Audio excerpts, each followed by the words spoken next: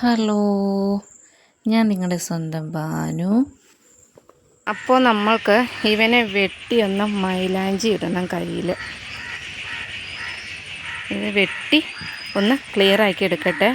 കാര്യം എന്ന് വെച്ചാൽ എൻ്റെ കയ്യിൽ ഫോണും വെച്ച് ഒരു കയ്യിൽ കത്തി വെച്ചിട്ട് കണ്ടിക്കില്ല, അത്ര എളുപ്പമല്ല. അതുകൊണ്ട് ഞാനിതൊന്ന് വെട്ടി കണ്ടിച്ചെടുത്തിട്ട് നിങ്ങളെ കാണിച്ചു തരാം. അപ്പോൾ നമ്മുടെ മൈലാഞ്ചി എല്ലാം ഊരിയെടുത്ത് കഴുകി ഞാൻ എടുത്ത് വെച്ചിട്ടുണ്ട്. പറിച്ച് തന്നെ അരയ്ക്കാൻ പറ്റിയില്ല കേട്ടോ. അപ്പോൾ അത് കാരണം ചെറിയ ഇലയൊക്കെ ചുവന്ന് വന്നിട്ടുണ്ട്. നമുക്കിതൊന്ന് അരച്ചെടുക്കാം. ഇത് അരച്ചെടുക്കാൻ ഞാൻ കുറച്ച് ഇത് വാളംപുളി ആട്ടോ. വാളംപുളി ഞാൻ കുറച്ച് വെള്ളത്തിലിട്ട് വെച്ചിട്ടുണ്ടായിരുന്നു. ഈ വാളംപുളിയും കൂടെ ചേർത്ത് അരയ്ക്കുമ്പോൾ നല്ല കളറാട്ടോ. ഞാൻ ഇത് അരച്ചിട്ട് കഴിയുമ്പോൾ നിങ്ങളെ കാണിച്ചു തരാം. മിക്സിയുടെ ജാറിലേക്ക് ഇട്ട് കൊടുക്കാം. മിക്സിയുടെ ജാറിലാട്ടോ ഞാൻ അരയ്ക്കണത്. കാരണം വെച്ചാൽ നമുക്ക് കല്ലില്ല, അരകല്ലില്ല. ഇൻഷാ അല്ലാഹ് അരകല്ല് മേടിക്കണം. അപ്പോൾ അരകല്ലില്ല. അപ്പോൾ നമുക്കിതൊന്ന് അരച്ചെടുക്കാം. നമുക്കിതൊരു മിക്സിയുടെ ജാറിലേക്ക് ഇട്ട് കൊടുക്കാം.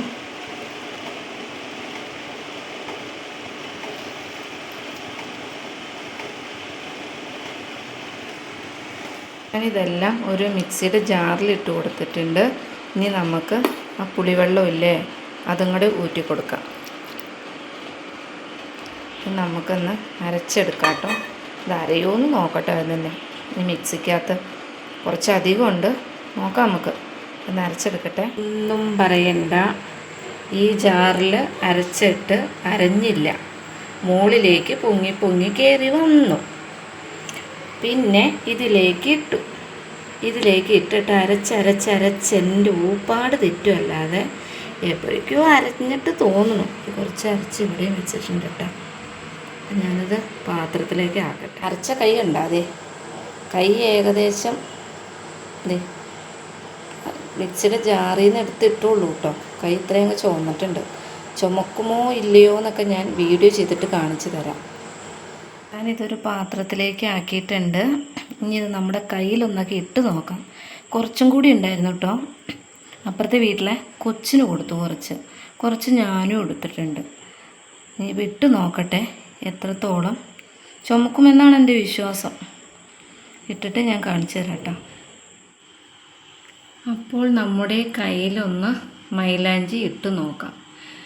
ഈ നൈലിടുന്നില്ല കേട്ടോ ഞാൻ. ഈ നൈലിൽ എനിക്കിങ്ങനെ നൈൽക്കൂൺ ഇടുന്നത് ഇഷ്ടം. അത് വാങ്ങണ നൈൽക്കൂൺ ഇട്ടാലാണ് നല്ല ചുമന്ന് ഇരിക്കത്തുള്ളൂ. ഇതിപ്പോൾ എത്രത്തോളം ഇതിൻ്റെ കളറങ്ങ് ഇതായി പോകും. അപ്പം ഞാൻ നമ്മുടെ മറ്റേ അരച്ച് വെച്ചേക്കണ മൈലാഞ്ചിയില്ലേ, അത് കൈൻ്റെ ഉള്ളിൽ നമുക്ക് ഇടാം. വലിയ ഡിസൈനൊന്നും വരയ്ക്കണമൊന്നുമില്ല കേട്ടോ. ഞാൻ ഡിസൈനൊന്നും ആ മൈലാഞ്ചി കൊണ്ട് പറ്റില്ല. അതൊക്കെ നല്ല മറ്റേ മൈലാഞ്ചി കൊണ്ട് പറ്റുള്ളൂ. പക്ഷേ ഈ മൈലാഞ്ചി നല്ല സ്മെല്ലാട്ടോ. എനിക്ക് ഈ മൈലാഞ്ചിയുടെ സ്മെല്ല് ഇഷ്ടമാണ്. അത് ഇട്ട് കഴിഞ്ഞാലും അങ്ങനെ നല്ല സ്മെല്ലായിരിക്കും. അപ്പോൾ നമുക്കൊന്ന് ഇട്ടിട്ട് കാണിച്ചു തരാം.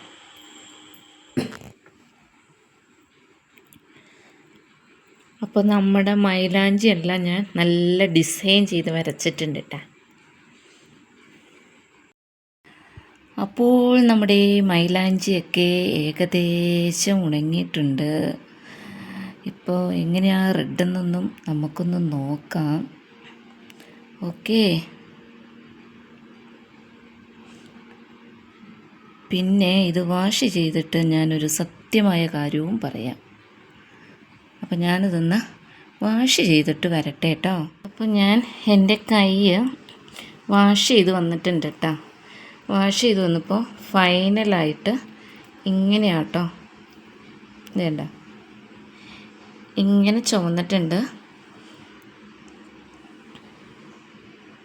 ഒരു കാര്യം പറയാമെന്ന് പറഞ്ഞേ, ഞാൻ ഫസ്റ്റിലെ ഇതിട്ടിട്ട് എനിക്ക് 1 മണിക്കൂറാട്ടോ വെക്കാൻ പറ്റുള്ളൂ. അപ്പം അതങ്ങനെ ചുവന്നിട്ടുണ്ടായിരുന്നില്ല. പിന്നെ ഞാൻ ഇട്ടിട്ട് ഇന്നിപ്പോൾ ഇത് കാണിക്കുന്ന ദിവസം ഇട്ടിട്ട് ഒരു 2 മണിക്കൂറും കൂടെ ഇട്ടു കേട്ടോ. അപ്പം ഞാൻ ഒറ്റയടിക്ക് എൻ്റെ ചുവന്നെന്ന് കള്ളം പറയുന്നില്ല. പക്ഷെ ഒറ്റയടിക്ക് ചുവന്നേനെ നമ്മുടെ കൈ ഒരു നൈറ്റ് ഫുള്ളും വെച്ചുകൊണ്ടിരിക്കുകയാണെങ്കിൽ നമ്മുടെ കൈ നന്നായിട്ട് ചുവന്നേനെ. പക്ഷെ എനിക്കതിന് പറ്റിയില്ല കേട്ടോ. എനിക്കങ്ങനെ ഫുള്ളായിട്ട് വെച്ചുകൊണ്ടിരിക്കാൻ ടൈം കിട്ടില്ല. അപ്പോൾ ഇപ്പം ഞാൻ ഇട്ട് ഒരു അത്യാവശ്യം നല്ല റെഡിൽ ചുവന്നിട്ടുണ്ട്. റെഡിൽ ചുവന്നിട്ടല്ല, ചുവന്നിട്ടുണ്ട് ശരിക്കും.